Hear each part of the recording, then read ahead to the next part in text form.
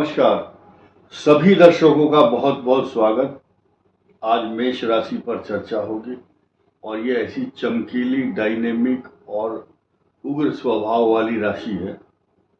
इसके जातकों को बड़े प्यार से समझाना बहुत जरूरी है और इस तथ्य को आपको बहुत गंभीरता से समझना होगा कि अब आने वाले जो कुछ ऐसे महीने हैं जो आपके लिए बहुत स्पेशल और बहुत महत्वपूर्ण होने वाले हैं। इस दौरान आपको बहुत सोच समझकर चलना है, सोच समझकर एक्सपेंस करना है, सोच समझ करके अपनी योजनाओं को अंतिम रूप देना है। इम्प्लीमेंट करने के लिए कोई भी काम कर रहे हैं तो प्लस माइनस चेक करना आपकी जिम्मेदारी है।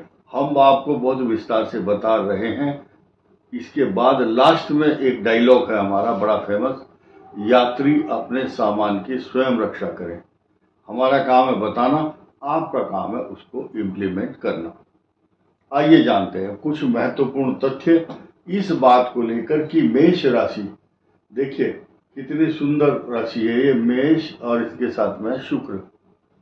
ये चलता रहेगा। अभी कुछ दिन के बाद ये मालव्य योग भी बनेगा इस शुक्र का यहां आकर के वृष के साथ। लेकिन फिलहाल जो सबसे इंपॉर्टेंट सब्जेक्ट है उस पर आते हैं। ये राहु और केतु का काल सर्प दोष। काल सर्प दोष कहें या पितृ दोष कहें या परंपरागत वंशानुगत आपके ऊपर जो पितरों की या आपके एंसेस्टर्स पूर्वज का जो दोष ग्रहों का होता है, उसका जो साया है वो पीढ़ी दर पीढ़ी चलता रहता है। ऐसी कुंडली अगर किसी होगी तो उसके पिता या माता की कुंडली में ये ग्रहों का कॉम्बिनेशन कहीं ना कहीं कालसर्प दोष होगा। दादा का होगा, परदादा का भी होगा, और ऐसे ग्रह वाला जो प्राणी होगा उसकी संतान का भी होगा। जरूरी नहीं कि ये कि राहु और केतु पंचम हो, कहीं भी हो सकते हैं। ये राहु मुख है और ये बैक साइड का पूंछ है, पिछला हिस्सा है। ये 180 डिग्री यहां से भी चतुर्थ, दशम, नवम, तृतीय, द्वितीय, अष्टम और छठा और 12वां भी हो सकता है।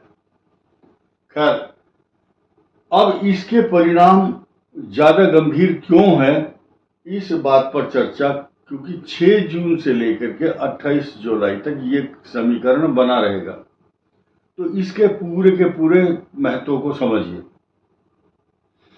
सबसे पहली बात तो यह कि आमदनी में कोई रुकावट बिल्कुल नहीं आएगी। साफ साफ सिद्धांत है, नियम है कि बृहस्पति इस भाव को देखता है और बृहस्पति अतिचारी भी है। लेकिन 10 जून से 7 जुलाई तक अस्त भी रहेंगे। खैर, ये जो मैंने बताया ये तो आप समझ गए होंगे। अब आइए इस पर। केतु और मंगल जब पंचम भाव में बैठते हैं तो क्रोध और झुंझलाहट स्वभाव खराब हो जाता है। बच्चों से, परिवार से या इष्ट मित्रों से सीधे मुंह बात नहीं करता, यार मुझे मत छेड़ो, मैं बहुत बिजी हूं, मैं बहुत टेंशन में हूं, इस टाइप की बात करता है वो आदमी। साथ ही साथ ये भाव संतान का, तो संतान को भी कष्ट देता है, ध्यान रखना। अब अगर जो स्टूडेंट है ये मेष वाला, तो उसकी पढ़ाई में रुकावट, परेशानी, गुस्सा के कारण किसी ना किसी कारण से व्यवधान जरूर होगा, क्योंकि यहाँ पर बृहस्पति तो है नहीं और इसकी राशि का जो स्वामी है वो 15 जून तक तो शनि से दृष्ट है। और ये जो राशि है जिसकी हम बात करें, ये काल सर्प दोष के अलावा पाप कर्तरी योग से पीड़ित है 15 जुलाई तक, 15 जून तक। क्योंकि सूर्य तो यहाँ होंगे, शनि यहाँ होंगे, ये पिता पुत्र इस स्वभाव के कारण अपनी रस्साकशी में इसको लपेट रहे हैं, मेष राशि को, व्यर्थ की परेशानी।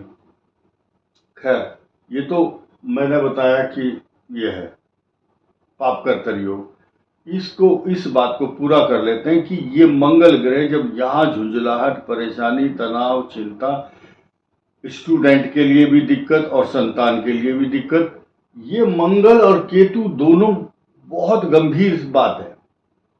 जिनकी कुंडली में महादशा केतु या मंगल की हो तो एक रोग होता है सोराइसिस ऑफ लीवर।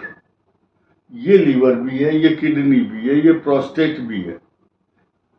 ये सारे संबंध जो है इस भाव के संबंध इसके साथ जुड़े हुए हैं। अष्टम भाव ये मृत्यु स्थान है, अचानक आने वाली परेशानी और बीमारियों का भी सूचक और कारक भी है।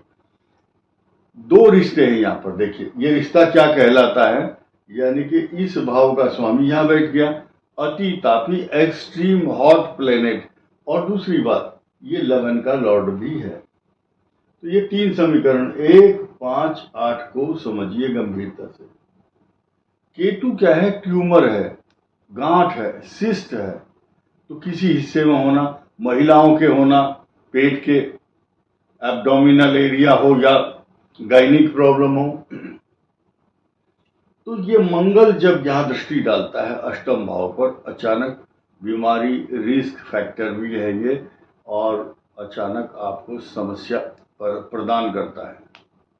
अब क्या होगा, ये चक्कर आएंगे कभी कभी, बिना बात की समस्याएं, और काम करने को मन ना लगना। कुछ लोग डिप्रेशन से बचने के लिए नशे की दवाएं खाएंगे, तो ये ना खाएं, मेडिटेशन से काम चलाएं और हौसला रखें कि आपको बहुत गंभीर बीमारी नहीं होगी अगर आप अपने होश को और जोश को और विल पावर को मजबूत रखोगे। तो इस प्रकार के ग्रह आपको कुछ नुकसान नहीं पहुंचाएंगे।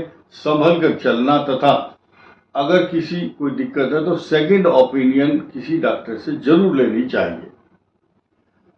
तो इस विषय की गंभीरता को बताना जरूरी था, और इस बात को सुन करके सभी मेष राशि वाले ये ना समझ बैठे कि ये जो बताया है परेशानी ये हमारे लिए होगी, ऐसा नहीं है बिल्कुल भी। जिनकी कुंडली में अश्विनी, भरणी और कृत्तिका नक्षत्र है, और उनकी कुंडली में अगर मंगल, राहु या बृहस्पति के कारण कोई समस्या है तो ये स्थिति खराब करता है। और जिनकी कुंडली में कर्क लगन, सिंह लगन, कन्या लगन होगा और मेष राशि होगी, तब ये स्थिति पाप ग्रह की महादशा में आ सकती है। ये मैंने क्लियर कर दिया। अब आइए, ये बुध, बृहस्पति और सूर्य ये बना रहे हैं बहुत अच्छा योग, क्योंकि पराक्रम भाव में तीन ग्रहों की युति एकदम और अच्छी पोजीशन में, इन तीनों का सकारात्मक, ध्यान दीजिए, सकारात्मक भाव से यहां पर अच्छा फल मिल रहा है।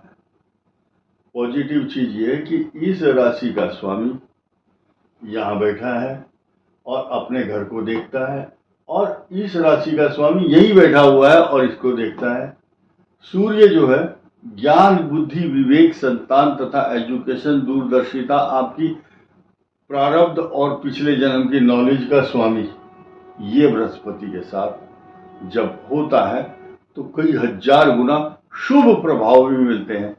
आपके जीवन में अगर कोई बहुत बड़ी परेशानी और संकट आ रहा है, उसको ये एक ऐसी, जैसे ड्रोन से मिसाइल हमला हुआ तो ऐसी मिसाइल सूर्य बन जाता है कि उसको दूर से दूर ही मार करके उस प्रक्षेपास्त्र को नष्ट कर देता है।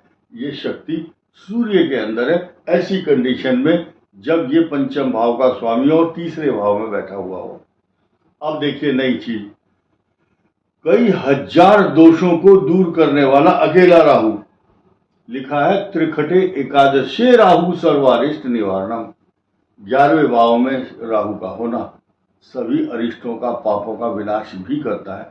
देखिए हर ग्रह का अपने अपने एक्शन है, रिएक्शन है, बेनिफिट है। कुछ लोग हमेशा ज्योतिषियों के वाक्यों में कमियां ढूंढते हैं कि देखूं मैं कोई कमी निकल जाए तो मैं इसको बोलूंगा, नहीं तुमने तो ऐसा बोला था। तो हमसे ज्यादा होशियार नहीं बन सकते आप। कारण क्या है कि इसके एक्शन अलग हैं, इसके अलग होंगे, इनके सबके अलग होंगे और इनके अलग होंगे। जैसे कि आप थाली के अंदर दही रखते हैं अलग, रायता और खीर और सब्जी, पराठा, पनीर, नमक की सब्जी अलग, मिर्च की अलग, खट्टी अलग, चाट की अलग। सब ग्रहों के एक्शन और रिएक्शन अलग अलग हैं। इसीलिए तो थाली में कई सारे व्यंजन होते हैं। ये थाली लगी हुई है, इसमें अलग अलग व्यंजन हैं, सबके अलग अलग एक्शन है। तो जो ना समझ व्यक्ति हैं, जिनको बेसिक जानकारी नहीं है ग्रहों की, वो ये देखते हैं अरे अभी तो इसने बताया बहुत अच्छा है, अरे इधर बता रहा है बहुत खराब है। तो ऐसे व्यक्ति नादान, जिनको ज्ञान नहीं है, वो कृपया इस वीडियो को ना देखें। इस वीडियो में इतना ही। धन्यवाद। नमस्कार।